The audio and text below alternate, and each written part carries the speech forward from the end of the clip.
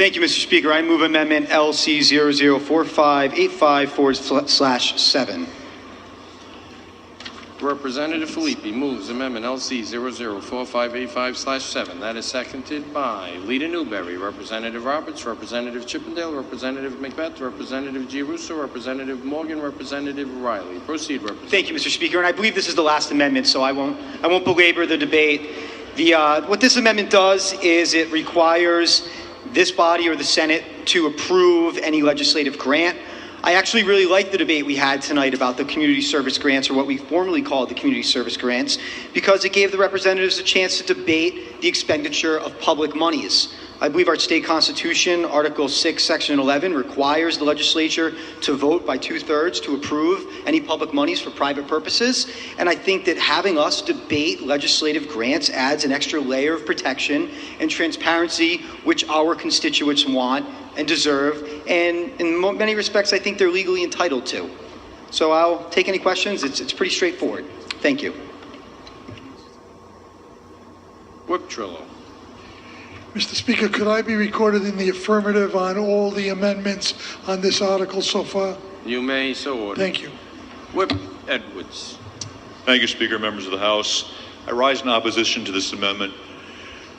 We already have a process in place for applying, receiving, reporting on legislative grants, and it's through JCLS. JCLS is made up of the Speaker, the Senate President, Senate Minority Leader, and the House Minority Leader, House Majority Leader. The members of the JCLS are elected by both parties and by both chambers.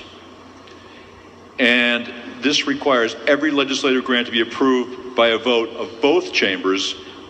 Would be unwieldy, which is why JCLS was set up in the very first place. So I rise in opposition. I've urged the other members to vote this amendment down. Thank you, Speaker. Leader Newberry. I've been Minority Leader for 6 years. The JCLS has not met during my tenure. I believe the last time JCLS met was to approve the redistricting consultant back in 2010, 9. Let's say we want to keep the legislative grants, so we're going to vote down the amendment. All right, let's just be honest here, okay? Let's not spew baloney. Thank you.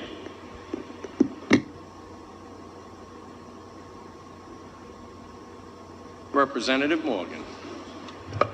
Thank you, Speaker. I think it's laughable to say that it's an open and transparent process. We all know it isn't. I mean, it's hard enough finding out actually right now who got legislative grants at any time. So it's not an open process. It is certainly not transparent, and it is not accountable. It should be abolished. If we cut people's taxes, they'll be able to give their own money to the charities of their choice, not our choice. And that's the way we should go.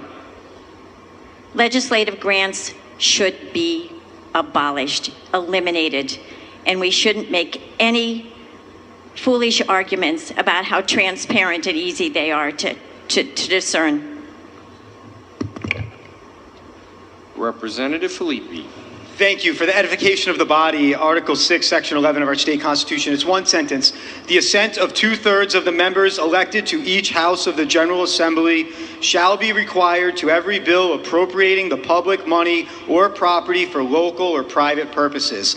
So the point isn't whether it's unwieldy or not to go through the process. The point is the process requires us to vote on all appropriations of public funds for private purposes. If we don't want that, let's amend the Constitution and remove that taxpayer protection.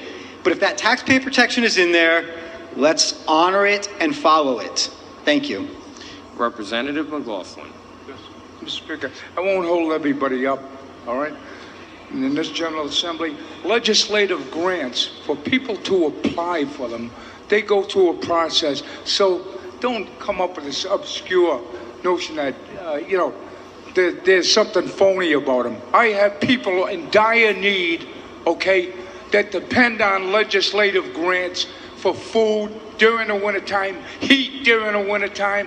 And I'll tell you what, I have people from other districts in Cumberland calling me and saying, their reps won't accept legislative grants. Can you help us out? So I'm tired of the nonsense.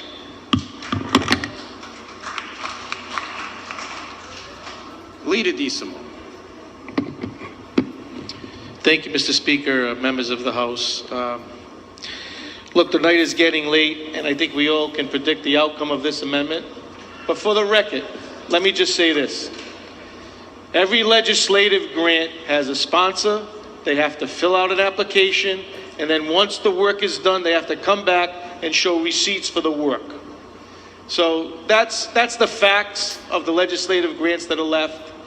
So I would urge my colleagues to do what they've been doing the past 4 or 5 amendments, and let's vote this amendment down, and let's get on with the budget as a whole. Thank you. Clerk, unlock the machine. All those in favor, please vote green. Those opposed, red.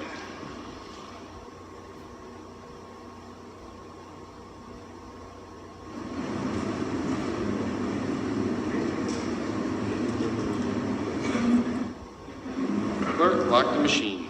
16 in favor, 56 opposed. The amendment fails. Any other amendments? Representative Chippendale.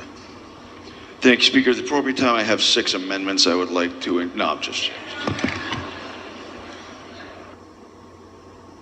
Where? Representative Tansey.